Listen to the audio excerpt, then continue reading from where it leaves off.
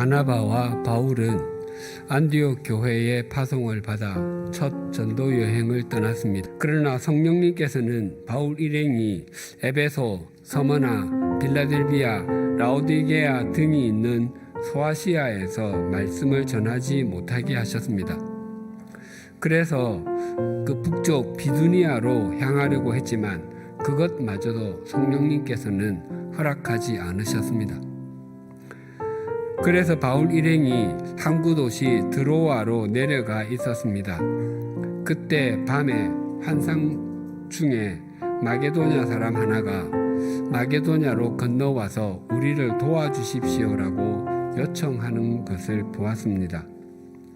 그는 그 환상이 하나님의 역사임을 확신했고 동시에 마게도냐에서 주님의 말씀을 전하라는 인도하심이라고 수용했습니다.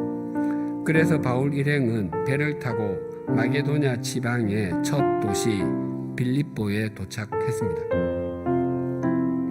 그러나 눈에 보이는 것은 아무것도 없었습니다. 바울을 빌립보에서 기다린 사람은 아무도 없었습니다. 바울 일행은 안식일이 되어 기도할 곳이 있을까 해서 강가로 나갔습니다. 바울 일행이 기도할 곳을 찾았다는 것은 그곳에는 유대인 남자는 10명도 살지 않는 곳이라 회당을 세울 수 없었다는 의미입니다. 그들이 강가에 갔더니 두아디라 지방 출신의 자색 옷감 장사 루디아가 복음을 듣고 그 집안이 세례를 받았습니다. 또 바울 일행이 기도하는 곳으로 가다가 귀신이 들려 점을 치는 소녀 여종을 만나서 그를 고쳐주었습니다. 바울이 그 소녀를 고쳐주자 주인들은 자신들의 돈벌이의 희망이 끊어진 것을 보고 바울과 실라를 끌고 치안관에게로 가서 이 사람들은 로마 사람인 우리가 받아들일 수도 없고 실천할 수도 없는 부당한 풍속을 선전하고 있습니다라며 고발했습니다. 그래서 바울과 실라는 심하게 매질을 당하고 투옥되었을 뿐만 아니라 발에 착고까지 채였습니다. 그때 바울과 실라가 감옥에서 행한 일이 무엇이었는지를 이렇게 전합니다. 사도행전 16장 25절입니다. 한밤중에 바울과 실라가 기도하고 하나님을 찬송하며 죄수들이 듣더라. 기도가 삶이 고달프고 문제가 있을 때 자신의 뜻대로 인생이 진행되지 않을 때 하는 것이라면 찬송은 기쁘고 감사할 때 많이 합니다. 삶이 고달프고 문제가 있고 인생이 꼬여 있는 것처럼 보일 때 그러나 그런 상황이 일어난 이유가 자기 속에서 정리가 되고 그 상황 속에 임하신 하나님의 섭리의 손길을 느끼게 되면 찬양이 솟아나게 됩니다. 물론 상황은 바뀌지 않았음에도 말입니다. 그때 부르는 찬양은 마음 깊은 곳에서부터 울려 퍼지는 것이어서 깊고 신비한 은혜가 있습니다.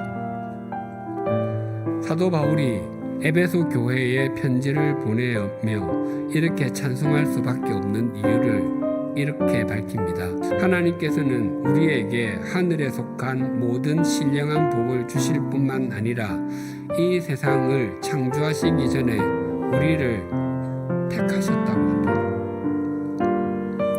우리를 택하신 때가 창세 전입니다.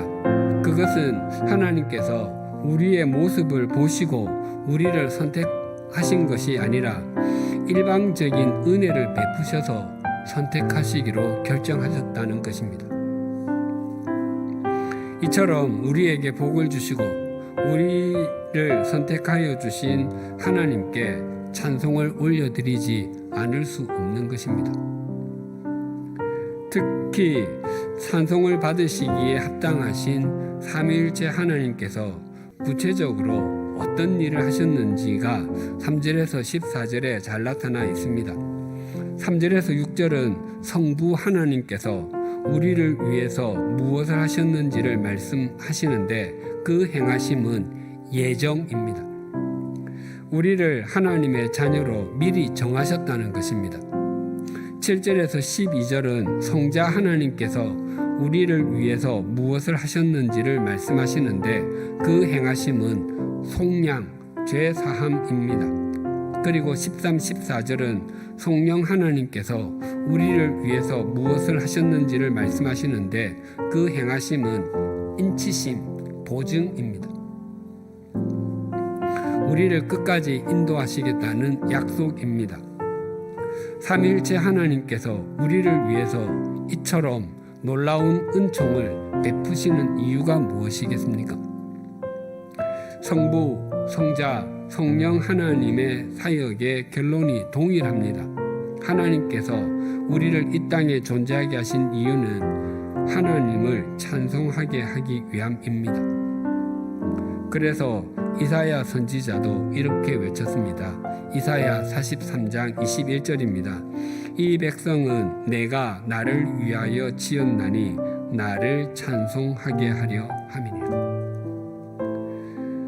하나님께서 우리를 창조하신 목적이 하나님을 찬송하게 하기 위함이라고 합니다. 우리의 삶에서 일어난 일이 하나님을 높이는 것이라면 그것은 모두 찬양입니다. 하나님은 우리의 찬송을 받으시기에 합당하신 분이십니다. 우리의 지난 인생을 가만히 그리고 정직히 돌아보고 우리가 행한 일과 하나님께서 행해 주신 일을 떠올려 보면 찬송하리로다라고 고백드리지 않을 수 없습니다. 하나님이 그토록 우리를 위하시는 분이시라면 우리의 삶도 하나님을 향해야 하지 않겠습니까? 올해도 벌써 거의 절반이 지나가고 있습니다. 그런데 어떻습니까? 굳은 결심으로 올해를 시작한 것 같은데 올해의 중간 지점에서 되돌아보니 올해에도 우리 각자의 삶에서 아무것도 변한 것이 없는 것은 아닙니까? 우리 모두가 하나님을 향해 창문을 여는 삶을 사십시다. 하나님을 향해 창문을 여는 사람은 하나님께서 이 세상 속에 성도로 신실한 사람으로 반드시 가꾸어 주실 것입니다.